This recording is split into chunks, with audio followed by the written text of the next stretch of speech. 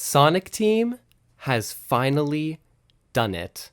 I can competently say right now that Sonic X Shadow Generations is the best Sonic Team made Sonic game since Sonic Generations back in 2011, especially for 3D Sonic games. We're finally getting what we've wanted for so long. And yes, Sonic Frontiers was a good game, don't get me wrong, but I think it had, a lot of issues. It was kind of buggy. The controls were, not fully fleshed out. The level design could have been worked on a bit more, but this game right now, and I just want to let you guys know, this is not a scripted video. I am literally just going off some key notes that I have here, so this is not going to be perfect commentary by any means. I actually bought the digital deluxe version, which means I got it early, and I've already beaten the game. I'm recording this the day that the game technically comes out. I'm recording this on the 25th, so I've had no time to actually write a proper script for this video. So we're just gonna go with the flow. Oh, and a fair warning to all watching this video. I am going to be spoiling this game a lot. Now, there's not really much to talk about in terms of generations here. I'm just going to be talking about the changes that the remaster did. But in terms of the Shadow stuff, there's going to be a lot of story spoilers and gameplay spoilers. So, a fair warning. So let's talk about Sonic X Shadow Generations. So this game is very good.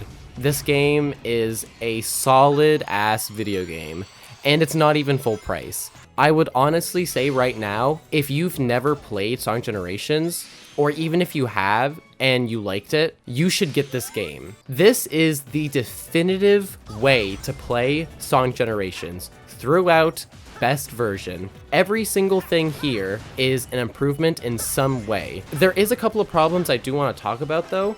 But first, before I get to the Shadow stuff, I want to talk about base generations and why the remastered version is great. But I do want to talk about a couple of the issues that I had. Okay, well, first of all, the game itself ran beautifully. I had maybe 2 glitches throughout the whole adventure. So a couple of things wrong with the remaster of Generations is it was kind of a lazy remaster in a sense. Now, this is Generations, no stutter problems, 60 FPS smooth. It's a great version of the game. However, there's a couple of things that is kind of why wouldn't they get rid of or why wouldn't they change? And one of them is the fact that there is no lives in this game, right? There's no way to get extra lives in this game. Yet you can still buy extra lives at the skill shop. No joke, you can literally just buy extra lives and they do nothing. So it's something like that. They could have done more with the remastered side of it to make it not just a remaster, but more of an enhanced version. But a nitpick like that is they literally changed basically nothing about base generations. But besides that, the game is still amazing. It's Sonic Generations. Sonic Generations is one of the best Sonic games. And yes, the second I could play as that Dreamcast Sonic skin and the Sonic Jam Sonic skin, ooh, you knew immediately I picked those instantly. The only other changes about Sonic Generations, the base game, is the fact that in the cutscenes there's a couple of added bits of dialogue that thematically make more sense for the plot, but there's no gameplay changes besides the classic Sonic actually has the drop dash for Mania, which is at this point it's a staple of 2D Sonic. Every 2D Sonic game going forward, pretty much every main series Sonic game going forward is going to have the drop dash in some capacity. It's a great move. But honestly, the Generations part is just kind of okay compared to the Shadow part. Oh yeah, this is what you guys were all here for. This is, no joke, this right here is peak Sonic the Hedgehog gameplay and story. The Shadow Generations part is incredible. So starting the Shadow campaign, you can actually play the little cutscene, little intro called Shadow Story, and it's basically just a recap of Shadow's backstory.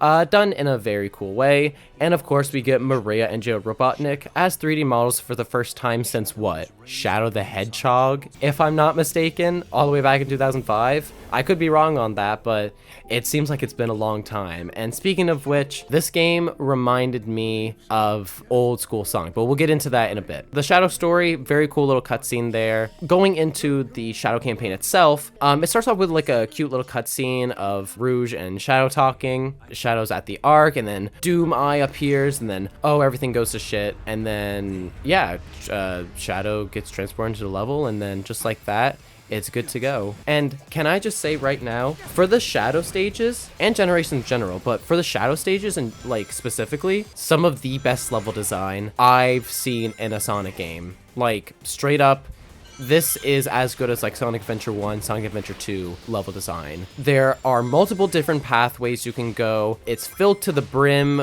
with hidden Easter eggs and secrets and power-ups and collectibles and enemy homing attack chains to go all over the place.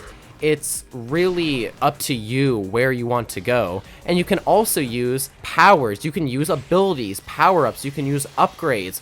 Finally, I've missed this so much. So not only can Shadow use Chaos Control, which freezes time, which can literally open up other pathways for you to take, so it's really good for traversing the level and making things a little easier. Also, after every level you beat, you get a new Doom power-up. You get Doom Spears, you get Doom Surf, Doom Wings, and this Doom Gloom goop thing. I didn't really like this one, but these are legitimate power-ups that Shadow has. Once he gets, it's there permanently. Actual power-ups in a Sonic game. Why doesn't Sega do this more? That's one of the things about Shadow Generations, is that this game has so much potential for like, when the next main series Sonic game comes out, they can take everything that they did right with this game and use it for the next one, because this is what people wanted. There's also a hub world. It's a 3D one. It's very good, honestly. It's not like a sandbox or anything, but there's hidden collectibles. There's chests you can get for artwork and music, and that's how you get the challenges and how you find the boss door. And it's honestly a pretty fun little hub world that you can just mess around in. The levels are another thing that is a standout with the Shadow Generations. They have a lot of good levels here. They have Reticle Highway. This isn't in a particular order because, like I said, I'm just going with the flow here. There's Reticle Highway, Rail Canyon, Space Colony Arc, Sunset Heights, Chaos Island, and Kingdom Valley. And I didn't dislike a single stage. Every single stage was fantastic, especially Rail Canyon. I never played Sonic Heroes, but legitimately playing Rail Canyon and Shadow Generations makes me want to play Sonic Heroes, even though that's probably not going to happen. I'm just kidding. I will play that game eventually. And like I said earlier, the level design is so good, and there's so much care and detail and attention put into them, and not just like the level design itself, but the cutscenes in the levels and all the animation that Shadow does. You can tell there was actual care that was able to be put into this, and that's what makes it just makes the whole experience a lot better, knowing that Sega is now actually taking their Sonic stuff seriously. Ever since with Sonic Frontiers, it really feels like Sega's on the right path with their, you know, with the IP, and it's just amazing what's happening. Another thing I want to talk about is halfway through the Act 1 levels, Doom's Eye appears, and it's really, really cool, because what happens is once he appears, it turns into like a weird Doctor Strange style, like trippy psychedelic transition into like another world level. And those are some of my favorite parts in the game. And the boss fights as well are so good. Especially Metal Overlord. Metal Overlord with the Doom Surf is so much fun. Another thing that I want to mention with the boss is that I actually had a weird glitch in the Mephiles boss where I just fell through the fucking floor. I don't know how that happened, but I thought it was pretty funny. And of course, how could I forget about the music? The music in this game is absolutely fantastic, but it's Sonic Team. What did you expect? They're always going to have amazing music.